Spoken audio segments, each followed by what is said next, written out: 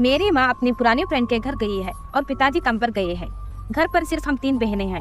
उस वक्त मैं 11 साल की थी और मेरी बहनें 14 और 15 साल की थी। घर पर हम टीवी देखते हुए बोर हो रहे थे। मेरी बहनों ने छुपा छुपी खेलने का सुझाव दिया। मैं थोड़ा डरी हुई थी। रात के 11 बज रहे थे। पिताजी कभी भी आ सकते थे, लेकिन मैं अपनी बहनों को डरपोक दिखना नहीं चाहती थी, इसलिए मैंने हाँ कर दी। मेरा मानना था घर में ही छुपना बेहतर होगा, लेकिन मेरी बड़ी बहन बोली घर के हर कोने हम जानते हैं। उन्होंने कहा जंगल में खेलने चलो। ये सब सुनकर ही मुझे डर होने लगा, पर उनके जोर देने पर मैं भी उनके पीछे पीछे जंगल की ओर गई।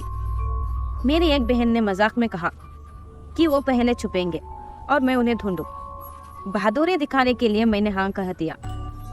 बड़ी बहन ने मुझे एक दुपट्टा दिया, कहा कि ये पहनकर उन्हें ढूंढना है। ये काफी कठिन था। बिना ये सोचे कि मैं अकेली हूँ या डर रही हूँ, उन्होंने टॉर्च लिया और छुपने के लिए चले गए। मैंने भी आँखों पर दुपट्टा बांध लिया। मैंने 10 गिनती गिनने के बाद अपने कदम बढ़ाते हुए अपनी बहनों को ढूंढने की कोशिश की। बहुत देर ढूंढने के बाद भी मेरी बहनें नहीं मिल रही थी। ढूंढते हुए मैं एक पेड़ से टकराकर गिर गई। गिरने की वजह से मेरे घुटने में चोट आ गई और खून बहने लगा। इसके बावजूद भी मैं खड़ी होकर उन्हें ढूंढने लगी। कुछ कदम चलने के बाद मुझे लगा मैंने मेरी बहन को ढूंढ लिया। मैं खुशी से बोली मैंने तुम्हें ढूंढ लिया। लेकिन मेरी बहन ने पीछे से कहा तुम ना समझो, इतनी देर से हम तुम्हें ढूंढ रहे थे, यहाँ पर क्या कर रही हो। ये सुनकर मैंने अपने आँखों से दुपट्टा हटाया। तभी मुझे एक आदमी दिखा जो झाड़ियों में छुपा था। वो मुस्कुराते हुए मुझसे कहा क्या मैं भी तुम्हारे साथ खेल सकता हूँ। उस आदमी ने गंदी फटी पुरानी टी शर्ट पहनी हुई थी और ऐसा लगता था कि महीने से नहीं नहाया हो, और हाथ में एक चाकू भी था। ये सब देखकर मैं और मेरी बहनें चिल्लाते हुए तेजी से घर की ओर भागे।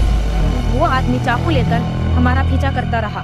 कुछ समय बाद वो रुक गया और हमें निराशा भरी नजरों से देखता रहा। फिर वो जल्दी से जंगल में गायब हो गया। हम जैसे ही घर पर पहुँचे, पिताजी काम से लौटकर घर आ गए। हमने पिताजी को सब कुछ बताया जो हमारे साथ हुआ।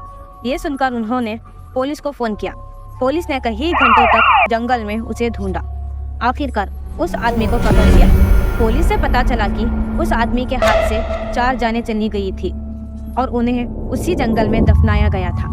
कुछ समय तक हर न्यूज़ में यही चर्चा थी। हम उसकी पकड़ से बच निकले। क्या हम नसीब वाले थे?